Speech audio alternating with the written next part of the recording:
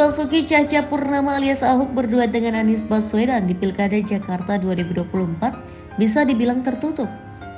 Ketua DPP PDIP Eriko Sotarduga menyampaikan peluang tersebut hanya sekitar 0,00001%. Eriko mengatakan, sampai saat ini tidak ada aturan yang membolehkan mantan gubernur mencalonkan diri sebagai calon wakil gubernur di daerah yang sama. Kecuali kata Eriko jika adanya perubahan dari undang-undang yang mengatur hal tersebut.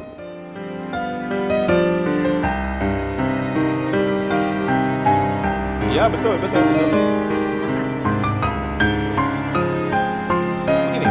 sebenarnya bukan tidak mungkin duet Anies Ahok atau Ahok Anies. Persoalannya kan secara aturan main undang-undangnya kan tidak memungkinkan. Yang sudah pernah menjadi gubernur tidak boleh menjadi wakil gubernur. Yang sudah pernah menjadi kepala daerah di satu tempat yang lain tentu tidak menjadi kepala daerah di tempat yang lain dalam posisi yang sama. Nah, tapi saya kan sampaikan tidak 0,00001%. Di mana 0,001% ini? Adik-adik ini sudah merasakan yang namanya kalau misalnya ada yang menggugat lagi ke MK, kan bisa saja ini berubah lagi. Di negara kita tidak ada yang tidak mungkin dalam dunia politik ini, yang tidak mungkin hanya menghidupkan orang mati. Hanya itu yang tidak mungkin. Eriko menyampaikan nama Ahok dan Anies termasuk ke dalam nama-nama yang dipertimbangkan untuk diusung di Pilgub Jakarta.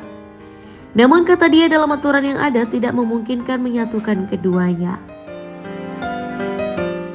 Kita tidak bisa maju sendiri. Kita 15 kursi, masih kehilangan 10 kursi. Nah tentu teman-teman wartawan tanyakan, kurangnya dari mana? Nah saya tanya, PKB kurang lebih 10 kursi. Cukup nggak kalau PKB sama PDI Perjuangan? Sudah cukup. Ya kan? Nah ini asumsi dulu ini ya supaya kita semua memahami. Nah 25 kursi sudah cukup. Katakan kalau di Jakarta misalnya berandai-andai PKB menjadi calon gubernurnya, boleh nggak di Jawa Timur PDI Perjuangan yang menjadi calon gubernurnya? Boleh kan? Bukan barter, tapi itulah namanya kerjasama. Kan kita tidak boleh bekerja sama itu menang-menangan mau sendiri. Katakan menerapkan ego kita sendiri karena kita tidak bisa maju sendiri. Itu yang paling kan bisa sebenarnya. Jadi dengan kemungkinan yang sangat kecil itu bukan tidak mungkin. Hanya kalau ditanya dengan Pak Ahok barangkali saya mengandai-andai tentu beliau lebih menginginkan kalau beliau berpasangan dengan yang lain barangkali begitu. Begitu juga dengan Pak Anies. Saya juga merasakan pasti kan yang namanya pernah berkompetisi yang sangat keras ini pasti mempunyai efek yang juga mendalam. Nah, satu hal lagi yang penting, ini hal yang ketiga nih, bukan karena PDI Perjuangan 3 kan begitu. Satu hal lagi juga, apakah pendukung Pak Ahok, katakan pendukung PDI Perjuangan Pak Ahok, itu pasti akan mendukung lagi. Kalau misalnya tadi mungkin 0,001% itu, andaikan berpasangan dengan Pak Anies, apakah mereka mau memilih? Begitu juga dengan pendukung Pak Anies. Nah ini perlu kita survei, perlu kita tanyakan lebih lanjut. Jadi sekali lagi kemungkinan itu adalah kemungkinan yang sangat kecil, tapi bukan tidak mungkin. Tapi emang ada keinginan dari PDIP untuk menggugat ke MK? Kami sampai saat ini kami bukan yang senang dengan menggugat itu, karena kami sangat mematuhi soal hukum dan kami konsisten dalam hal itu. Tapi dalam dunia politik tiba-tiba ada yang mau menggugat kan kita tidak tahu. Tapi dari PDI Perjuangan sampai saat ini, tadi kami ikut rapat dalam hal pilkada tidak ada, belum ada sampai saat ini. Untuk DKI Jakarta siapa Pak namanya? Ya kalau saya sebutkan sekarang kan sudah nggak asik lagi nanti teman-teman wartawan sudah nggak mau bertanya lagi kan begitu. Yang pasti 8 ada calonnya. Ya kan, 7 sudah saya sebutkan nama-nama yang sudah beredar. Nah, yang satu lagi biarlah nanti Ibu Ketua Umum yang menyampaikan yang menjadi kunci dalam hal ini. Tugas kami di DPP, kan DPD tugasnya menjaring, mengumpulkan dan memberikan kepada DPP. Tugas DPP menyaring dan mengusulkan kepada Ketua Umum untuk diputuskan dalam rapat DPP. Ya. Kami mengucapkan selamat, artinya itu hal yang baik. Artinya ada yang berani menyampaikan, ada yang memang ingin menyampaikan menjadi satu calon. Hanya saya sekali lagi dengan segala kerendahan hati tidak ada satu partai pun yang bisa mencalonkan sendiri. Termasuk PDI Perjuangan, termasuk PKS.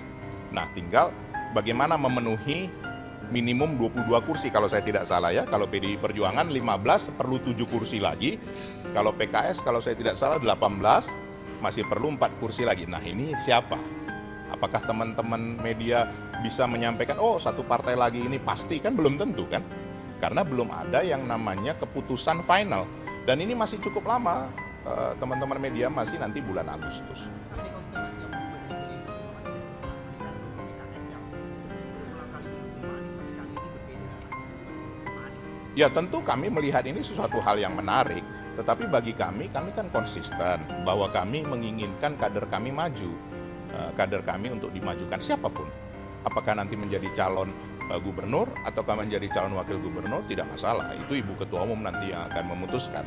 Nah tentunya kita harus bekerja sama, tadi saya sudah ingatkan. Nah nanti dengan partai mana, inilah yang sekarang sebentar lagi kami akan komunikasikan dalam tingkat DPP, karena yang berhak mengkomunikasikan itu ke partai lain maupun kepada calonnya adalah DPP.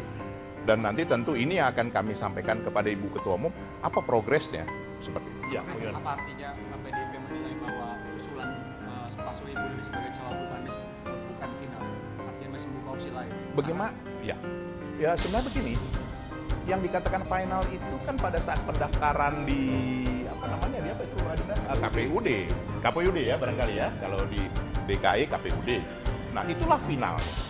Nah kalau masih katakan wacana, apalagi belum mencukupi kursinya itu, tentu masih ada bisa perubahan. Jangankan itu, 1 hari sebelum pendaftaran juga masih bisa berubah. Yang namanya kalkulasi politik kan bukan kalkulasi sekedar matematika biasa, tetapi banyak yang diperlukan. Kenapa rekan-rekan media ini penting sekali bagi seluruh partai, terutama memajukan kadernya, karena ini sekali 5 tahun.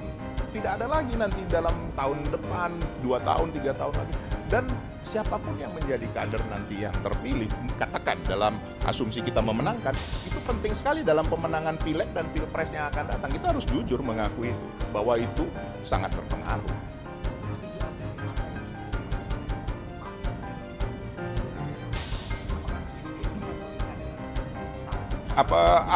Apa ada kira-kira dari rekan-rekan media sudah pasti dari PDI Perjuangan mendukung seseorang? Kan belum ada kan?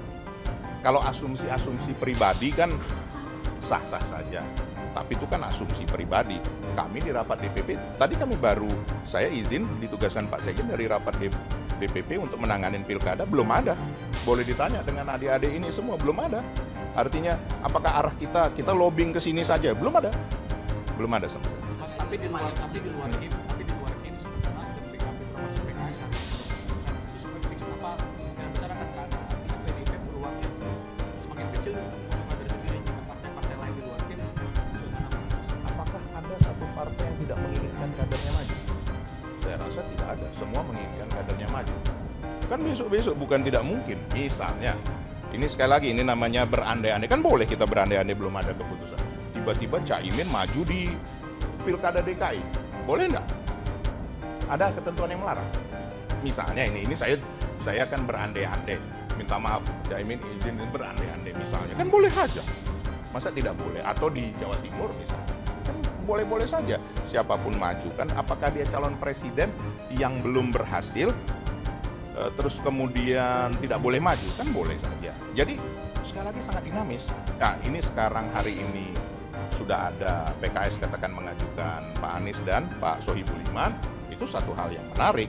Tentu partai lain akan juga memperhitungkan itu, kan begitu. Contoh, ya misalnya kami sebenarnya tidak hak saya untuk mengomentari, tapi katakanlah dari misalnya partai yang masuk tadi apa itu dikerja sama Kim, ya kan bisa saja mempunyai strategi yang lain yang berbeda. Kan ini kan hal yang dinamis. Apakah pilpres terus menjadi ketentuan menjadi pilkada? Belum tentu. Di mana? Di PDI Perjuangan. Kalau di PDI Perjuangan dari 8 nama itu belum ada Pak Ridwan Kamil di Jakarta.